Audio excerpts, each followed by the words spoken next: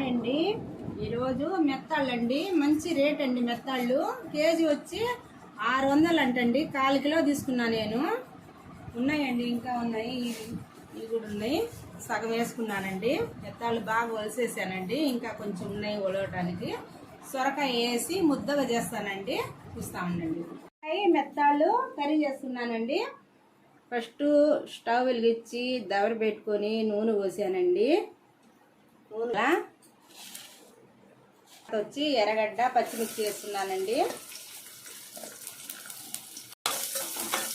కొంచెం దూరగా వేగాలండి ఇది. తర్వాత టమాటా వేస్తున్నానండి. తెల్లగడ్డ పేస్ట్ వేస్తున్నానండి. కొంచెం పచ్చి వాసన పోవాలండి.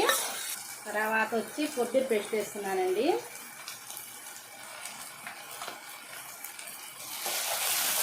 తర్వాత సొరకాయ వేస్తున్నానండి.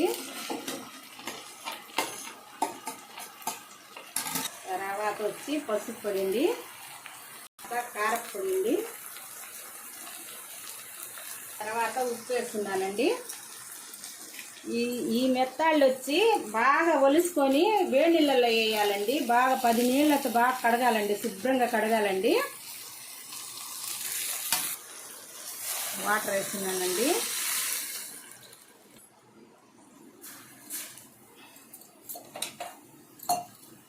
బాగా కలిపి మూత వేసి పెట్టాలండి. ఇది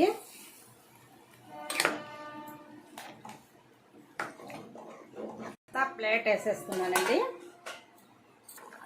ఇంట్లో చేసుకున్న గరం మసాలా చేస్తున్నానండి. దీంట్లో